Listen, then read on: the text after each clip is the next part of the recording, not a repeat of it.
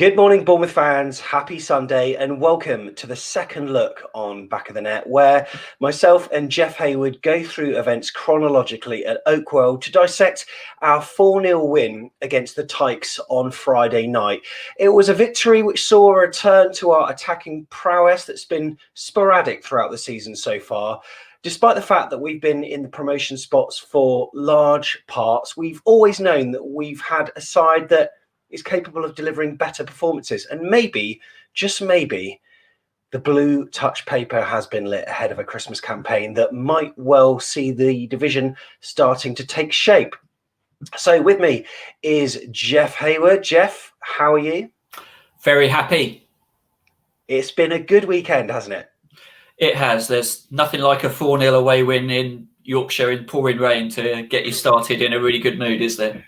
And that performance was a much-needed boost after, I would call a frustrating 3-2 home defeat to Preston in the week. I must admit, going into the game, I had no expectations. So to be sat here beaming after a 4-0 away win is extremely pleasurable, to say the least. It is. They were set up to play exactly like Rotherham had played the previous week. You know, a really intense pressing game, and we didn't deal with it very well a few days ago, but suddenly it all clicked, and it was very, very satisfying. It really was our first clean sheet of the season, our first away clean sheet in the best part of a year, and it was quite the performance. And who knew that Sam Surridge could be the answer, Jeff? I mean, we've always wanted a plan B, someone to play long to when we can't tippy-tappy it around teams who use a high press. And I love the way that we flipped that tactic, and I thought him and Dom looked really good together yesterday. What a combination. Sam Surridge, clearly man of the match, head and shoulders our best player, and what a difference he made. The way that he cares about the game, he wanted to make an impression, he put his heart and soul into that game, but he played with intelligence as well. You know, he didn't do dumb things. He got fouls. He reminded me so much. I tell you what, he reminded me so much of young Callum Wilson, running those channels, full of energy, being a right pain in the arse to the back four, and it got under their skin. And he was key to 3 of our 4 goals last night. Yeah, sometimes I think we are guilty of trying to play through the lines, and it's nice to have that outball, and that's what Callum Wilson always gave us. I think Dom Solanke's a different type of player to Sam Surridge, but remembering that home 3-0 against Bolton, it was early doors, Callum Wilson had a chance, and that was just a long searching ball from, I think, Charlie Daniels, who just hit it with the instep of his left foot, curled it around, and then Callum Wilson made that arched run, held it up, and managed to actually get a shot on goal. Should have probably squared it to Pew at the time, but never mind, it doesn't matter, we won that game anyway. But Sam Surridge provides that option, and he's very much an old-fashioned type of player, isn't he, Jeff? He is. He's a big lad, very physical. You know, he doesn't back out of those big centre half challenges. You know, he's not afraid, but he's also got a bit of pace about him, and I just loved his attitude. And I think what he's got is, I mean, Solanke's a big guy, and he's got really good feet, and he showed again last night. You know, in tight situations, he's got a lot of skill that can get him out of those situations. And what Sam's got is that old-fashioned hit the ball up to him. You've got a chance to either win the free kick, get a flick on, or the ball sticks with him. And he did that in that sort of last 20 minutes against Preston when he came on. And that makes such a difference, I think, to the team being able to play around him more and get other players involved. And I think that's what we've been missing. You know, Dom isn't as good at holding the ball when it's coming into him like that. I think it helped that Barnsley are a team that let us have a lot of space on the pitch. I mean, we won't get that kind of space behind most defenders, and they're a team that win by scoring more than the opposition, almost like we used to in the Championship. So there is a reckless side to them. And look, we praise Sam Surridge, and I'm sure we'll come on to Philip Billing as well, but I'm always a bit nervous about being overly enthusiastic about certain players in the aftermath of a match, only to see them go on and have a poor performance in the next game. And that's the one thing we need now, isn't it? Consistency from players like Sam Surridge, if he gets a run. I mean, he's not really had that much of a chance. But players like Phil Billing, we need to see it for 2-3 games in a row. There are other players that have done that, by the way of Jack Stacey. When he came in, had a great game. He followed up with another and then another. We need more people to do that, like Lewis Cook's doing at the moment with a run in the side. He's becoming a worldie, possibly one of the best centre midfielders in the Championship. So that's all we need, isn't it? Yeah, I think consistency has always been our Achilles heel. Has been for the last couple of seasons. So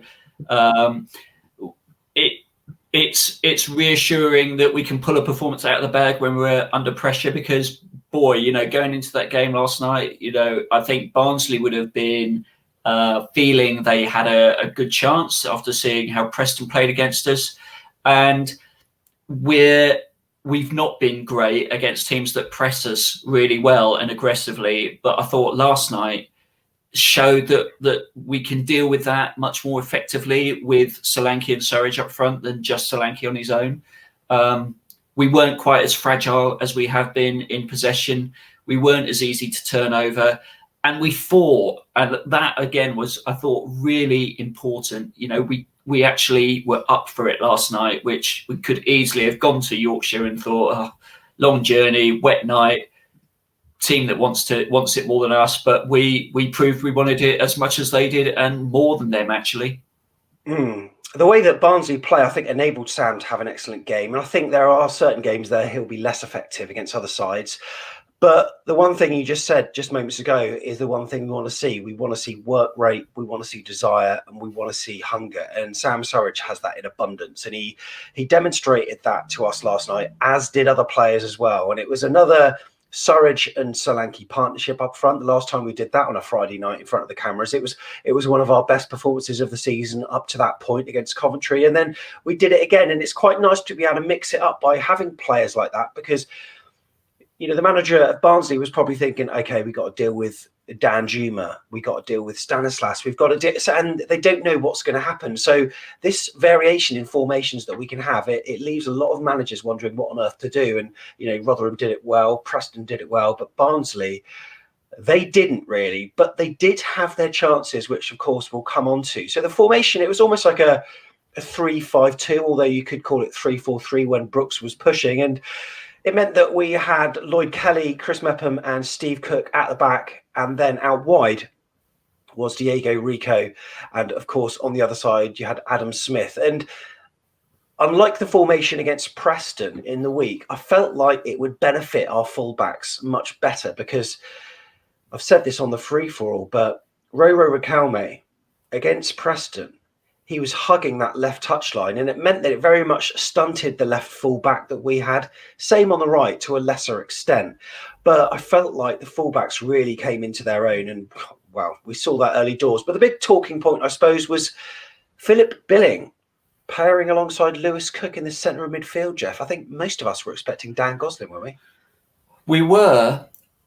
Cards on the table. I'm not Billing's greatest fan. Certainly haven't been this season. I think. No, I never knew that about you, Jeff. You never knew that, no. And I think what's so frustrating about Bill, is he's got talent, but he's always seemed to slow the game down to me in midfield, where we need to quicken it up. And actually, when you think back to his best performances for us, it's been playing in an advanced position, like he did against Brighton, like he did against Villa in those two games at the end of last season, where, we had to win, we went for it, and he played up top almost just behind the strikers and was really, really good and scored goals. Yeah. When he plays deep, just in that sort of Lewis Cook role, doesn't work. But actually, last night, that was certainly his best 45 minutes that I've seen. I mean, what a performance that was. I mean, hats off to you, Phil. Don't hold a grudge. You were great last night. More of that. That was fantastic. And I can't wait to talk about that first goal. And the person who was a big part of that first goal was Adam Smith. But he was in the thick of the action even before that, on about 2 minutes, where he had that long searching ball arched up towards Sam Surridge. Very similar ball to what we used to do to Callum Wilson. And Sam timed his run perfectly, managed to get in between the goalkeeper and the defender, and he was going out wide, almost like Divock Origi did for Liverpool against us at the Vitality, like Mark Hughes against Barcelona in the European Cup. couldn't quite find the back of the net, but it's good to see that we were creating those chances, isn't it? It was very encouraging. I mean, great ball from Smithy. Smith's, he's had a disappointing season. I don't think we've seen the best of him, but that was his best performance last night. He seemed to be much more the marauding Smith going forwards than he has been in the last few games, and we benefited from that. The long ball. I mean, Barnsley pressed up on us quite obviously, and their back three matched our back three, but their fullbacks were actually playing quite advanced roles, which gave us the space down the flanks. And I think, we Tindall and the coaching team had looked at that and thought that long ball down the flanks is going to get us some joy, with Sam obviously being the key target for that. But I thought when he didn't convert that chance, that it could be one of those nights, because that was a gilt-edged chance. Just missed it. It was tough, but I think maybe with a bit of maturity, he might actually be scoring that sort of goal in a couple of games' time. And there was a player that yesterday, after 90 minutes, that most people said probably was our most ineffective player. Didn't get criticism, but wasn't as involved as we wanted him to be, and that was David Brooks. But even within that movement, his closing down in midfield managed to manufacture that chance, and he was in the thick of the action for the actual goal itself, which we'll come on to. But Dom Solanke was sent through on goal, but it was a last-ditch challenge from the Barnsley defender that cleared the danger. That was on about 5 minutes. I think it was Michael Solbauer that got across brilliantly. And then moments after that, Barnsley did have a few chances, and we didn't completely dominate them. And a team that maybe is better at converting might have given us a bit of a scare and a bit of a shock during that game. I think we had enough quality to win the game, so the 3 points is never in doubt. But Asmir Begovic, on 8 minutes, he was forced into a save after a strike from distance. I think the save was a little bit for the cameras, in my opinion, because I think he may have been able to get hold of it. But it was a greasy ball. It was fairly at pace. He got two strong hands on it, managed to palm it out very safely. It was Alex Moe with the shot. But then he followed up with a cross, which we were really slow to react to. And especially Kelly and Rico, I thought, were slow to react. And nearly they scored from it. I think defensively, there were a few times last night where that ball across the 6-yard box caused us a number of issues. And it seems to me that we've got to improve. And I think by improving, we've got to work harder to stop those crosses coming in, because we're just making it too easy for them. And that happened against Preston, where they scored a goal fired across the 6-yard box like that. We could easily have conceded. And I thought just that communication between the back five and those out on the wings need to work harder to stop those crosses coming in the first place. Yeah, agreed. But it was okay, because Adam Smith went on a run and he didn't go down, which many of us thought he was going to when he was marauding forward like that. But quick 1-2 with David Brooks, and he fed Philip Billing. He was advanced in that position, as you say, and I think 99% of fans wanted him to square it left to Rico, who was running for a goal. But would it have really favoured Rico on his left foot anyway? If it was a right-footed player like Junior Stanislas, I would have said 100% square it, but he didn't. And I think having that decoy there helped the defender not really know what to do at that point. Should he go right? Should he go left? So he was almost in the middle of both of them. And the keeper, he couldn't really do much with it, because it was a great shot into the bottom right-hand corner. And at the time, it was our 10th goal from outside the box this season. And I've got to say, there's another player that deserves a mention for this, and that's Dom Solanke.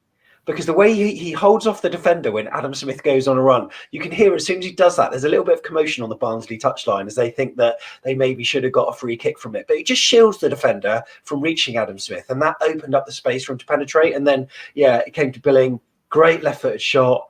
The best player in the league, Philip Billing, Jeff. Amazing. And it was Billing earlier. You mentioned that Solanke effort. That was a right-footed pass from Billing that set Solanke free in the penalty box, which is unusual. So, defence splitting pass to a 20-yarder. I mean, it was like watching Lerma at his peak, wasn't it? It was it was great. I also thought Sam Surridge made a really good decoy run for that goal to take the other centre half away. So the space really opened up for him in the centre. And I think you're right. He could have passed to Rico, but actually having the decoy run really helped. And I didn't expect it to ping into the corner because Billing normally hits it high, wide, and handsome. And yeah. I was so thrilled for him because I want him to do well and I want him to be the player that he can be when he's playing at his best. Yeah, cracking strike. And we didn't really push on, I would say. I mean, we controlled large parts of the game, but Barnsley showed their menace and they did have threats. And one of the best chances that they had was actually towards the end of the half. And it was a quick free kick that caught many by surprise, actually. And it was Herbie Kane who took it to Chaplin, who made a run. And if you actually freeze frame it, if you watch it on AFCB.co.uk and go onto AFCB TV, watch it, you'll actually see that the players that were the most deepest lying were actually Sam Surridge and Dom Solanke. Because Dom Solanke actually goes with the runner, Chaplin. And then one of the deepest defenders is Sam Surridge. And, the ball was whipped across and fortunately, nothing came of it, but there were a few players that were very slow off the blocks in terms of that movement, and Steve Cook and Lloyd Kelly were two of them. And how was it that those two defenders were in front of Surridge and Solanke? That's just not right. Sometimes we do just switch off, don't we? We do. Like I say, that communication with the back line needs to just be better. We just need to be, particularly against a side like Barnsley, who they wanted to play fast. They wanted to get the ball in quick to the centre forward and play off him. And I think we were just a little bit on the back foot. We were expecting the ball to come into the box for the big men, and instead went down the flanks. And it was Dom Solanke trying to close him down, where it should have been Adam Smith or Lewis Cook out there doing that.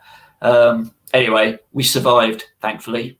Yeah, Phil, we did. Phil Bill was on the far post there, actually doing some good defensive work.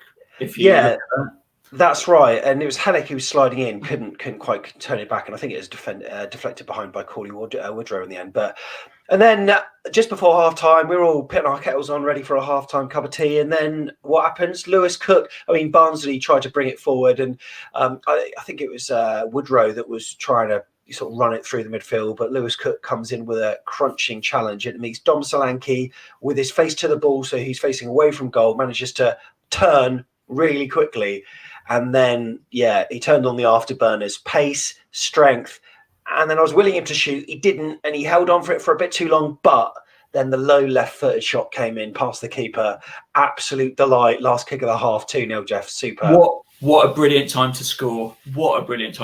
I think also you wind that back again, and there's a free kick that Surridge wins for us, where he sees the centre half coming towards him, looks around and just gets his body in the right position to get the foul on the halfway line. I mean, the ball gets floated down the channel, and we don't make a great deal of it, which is why their centre forward brings the ball forward. But if we don't get that free kick, we don't score. And I think that's really important, winning that sort of free kick to get possession in their half. Brilliant. And Lewis Cook, what a challenge that is in midfield, superb. He was excellent last night, I thought. Great finish from Dom, the 6 out of 30 goals. There you go. I always get the impression that when we go 1-0 up, this is obvious, the game can go one of two ways. At 2-0, I thought that would then breed confidence, and it did. And it ran through into the second half. And Sam Surridge again, absolutely superb. I think it was a goal kick for Barnsley, and it was headed by Billing. And then it was Surridge who put pressure on a chasing ball that there was no chance he was going to get the ball, really. He could have just left it. He could have just stopped his run and thought, you know what, they've got time, they've got space. He was nowhere near it, but he kept running towards it. And then he got barged off the ball and wins the free kick. And fair play to him. He won a free kick from a menial situation, really. But one thing I noticed, the actual free kick was taken about 3 meters from where the offence took place. If you actually look where the initial contact is from the Barnsley midfielder, defender, whatever, on Sam Surridge, Sam's momentum slides him across the turf to where Rico actually then took the free kick from. There was probably about 3, maybe 4 meters in it. And so Rico steps up, Jeff. Talk us through it. Do us your best, Clive Tildesley, on this one. Well, Rico, again, his delivery so far this season has been patchy at best.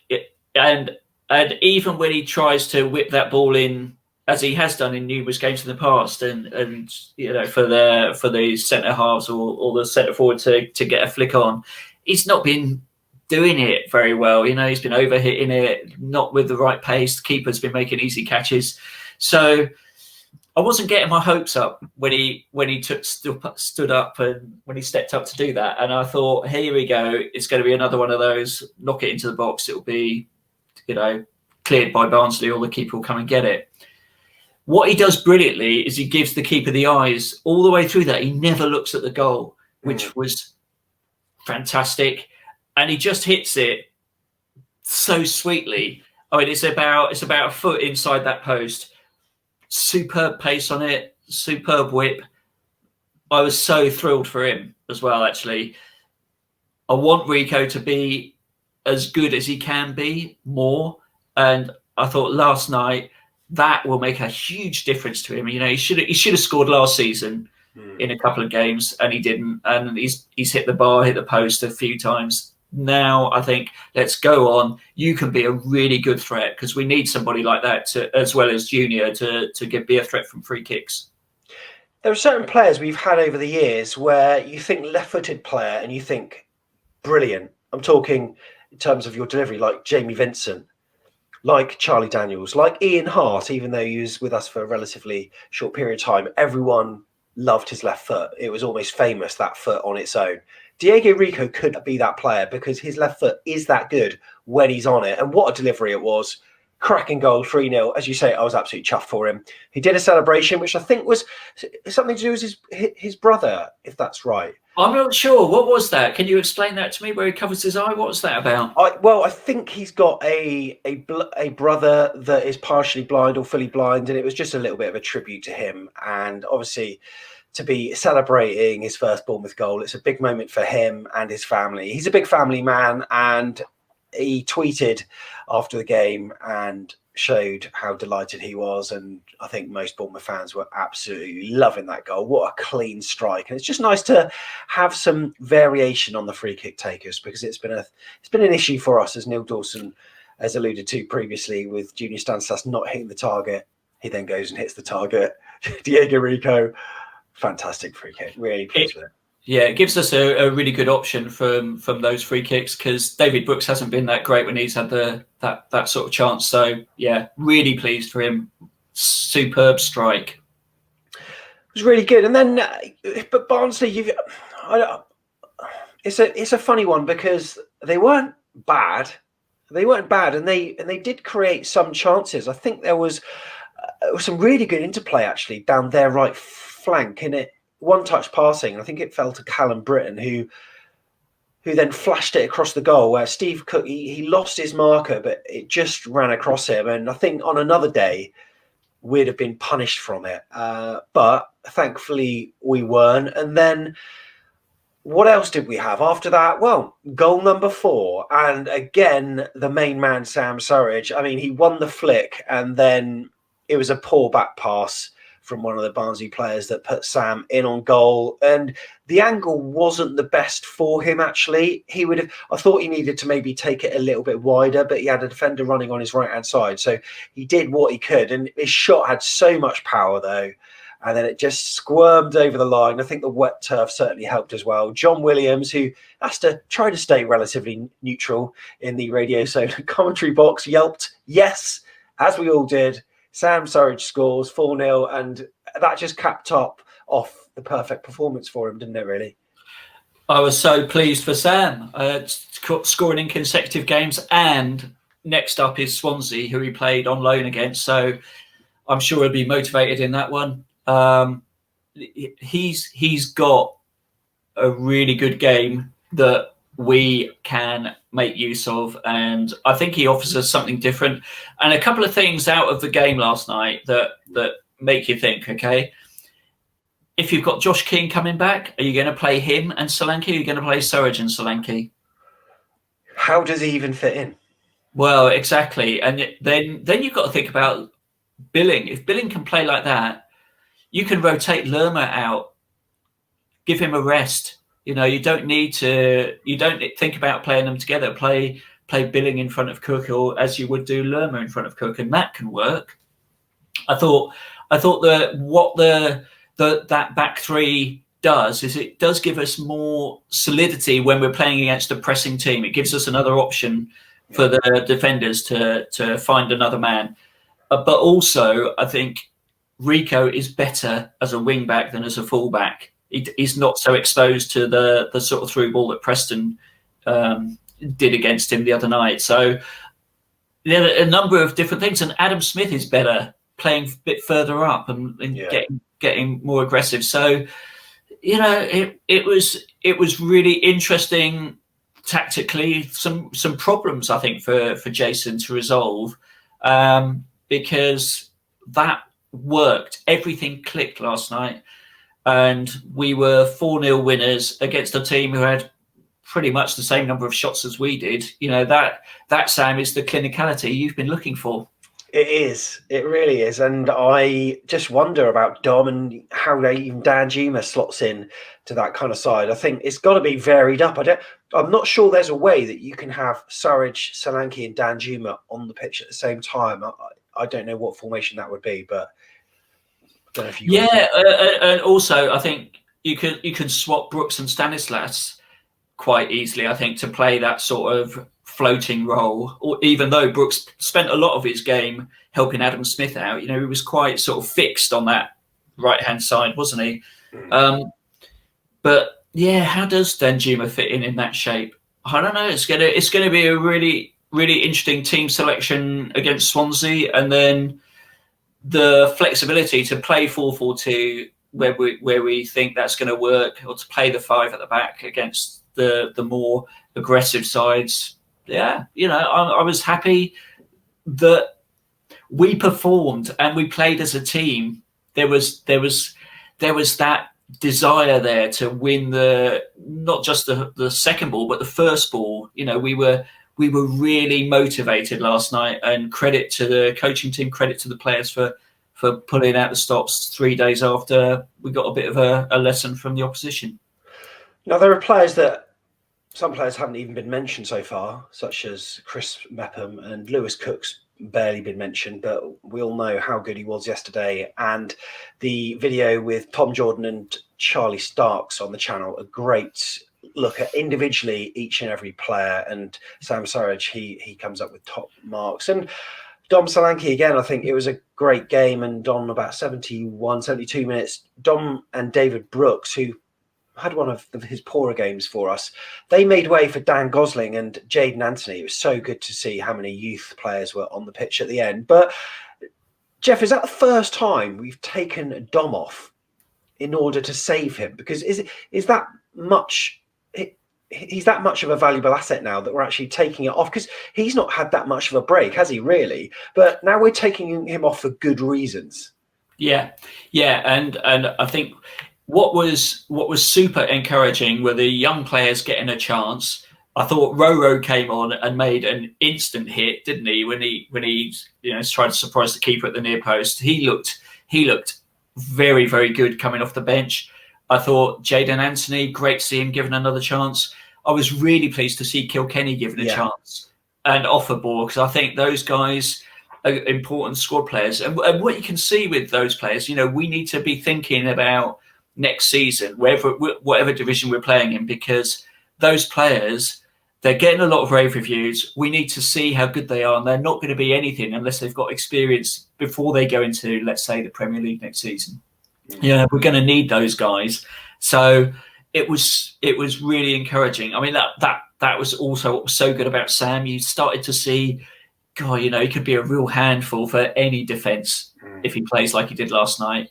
And fantastic, just fantastic. And I think you're right. Solanke is an asset that we need to protect. He was superb last night. The way he brings other players into the game, the way he can dribble out of tight situations. He's got great feet. Protect him, brilliant. Surridge, fantastic. Josh King, go to West Ham if you want to. I think we'll be okay. Yeah. I think the nature of being a fickle football fan, like we all are, is that we're talking about the positives and we're all excited about the future, and then we're all doom and gloom as soon as we've lost a game, and it varies match to match. But I've got to say that there is a change this season with the way we're playing compared to what we were under Eddie. And Steve Cook, in his interview with AFCB TV after the game, said the staff give us free rein to express ourselves.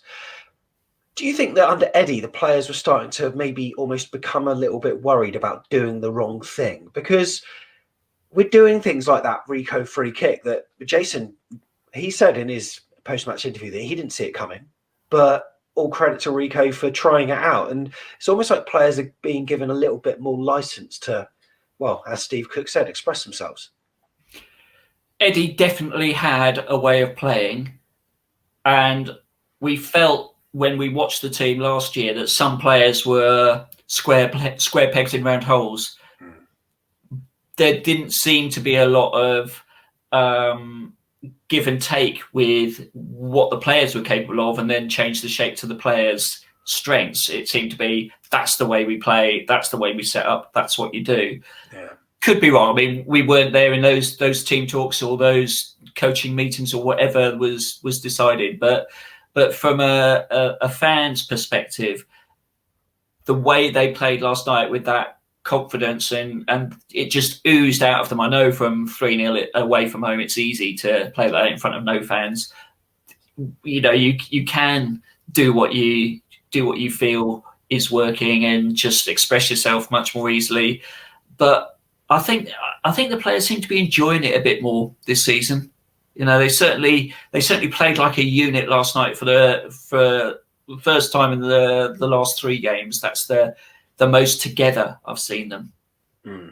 And look, I know we're playing at a different standard and it's the Championship, and there are players that are maybe doing a lot better than they have done in the Premier League. You could say that the reduction in quality is because of that. Dom Solanke's scoring record is a hell of a lot better than what it was in the Premier League, but then he didn't have many starts and it was very difficult to get a run of games, whereas now he's getting that run of games and confidence is, well, it's coursing through his veins. Same with Lewis Cook as well. And the Championship, the opposition is less strong.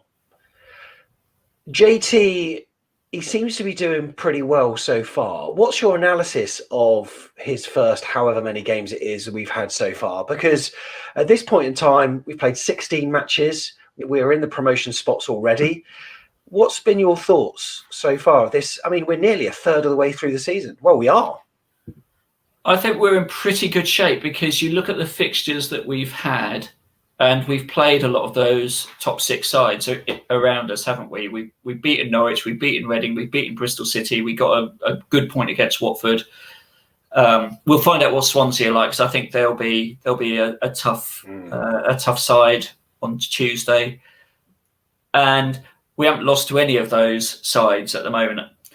The problem we've had is against teams where we're expecting to turn them over. Rotherham, Sheffield Wednesday, Preston.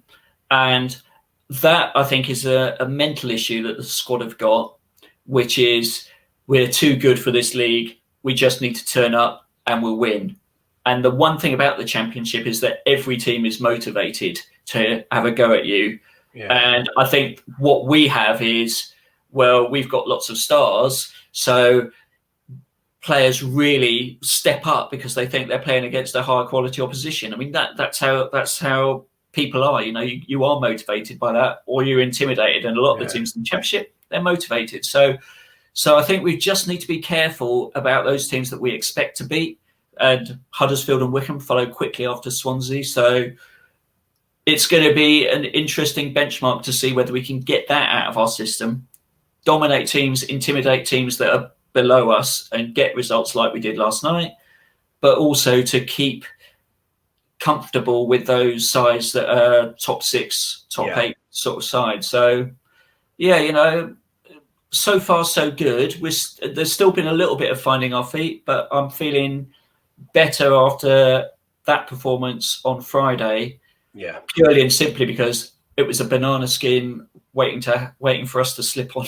Yeah, and I think when you look at the defeats that we've had as well, you look at it. Sheffield Wednesday, it was a bit of a crap performance, but the difference was they get a soft penalty that most people are saying was soft. We went down to 10 men and they scored from it. And Preston is the only team that I think have outplayed us or maybe outfootballed us, outthought us. But even that at 3-0, yeah. But we even pulled that back to 3-2 and arguably had Jefferson Lerma not skied that last chance where he was leaning back, he was practically horizontal. We could have snatched a draw. So no one's really even soundly beaten us this season either, have they? That's true. And against those teams that we think we just need to turn up and beat, it's what you say. You know, after Sheffield Wednesday went a goal up, even though we were down to 10 men, we played our best football. Yeah. So what that tells you is that when we're under the cosh, actually we can perform. But we need that extra motivation. It's like the reason for all those terrible first halves we've seen this season. Yeah, that's right.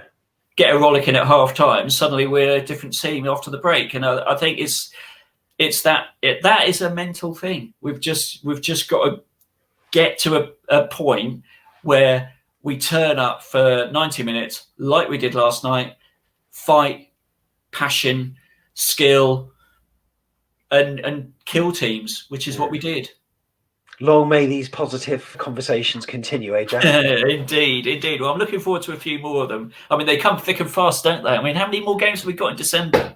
Yeah, well, there's going to be seven more to go, I think, already, maybe. So yeah, it's going to be a busy old time, and this is a time where it's going to be the division's going to maybe be taking shape, and we just need to get as many points on the board and try to avoid injuries as much as possible. And just shows that when we need to rotate a few players around, we can be all right. So, yeah, really pleased with how it was with the formation change. Jeff, as ever, it's been a pleasure to have you on. Thank you very much.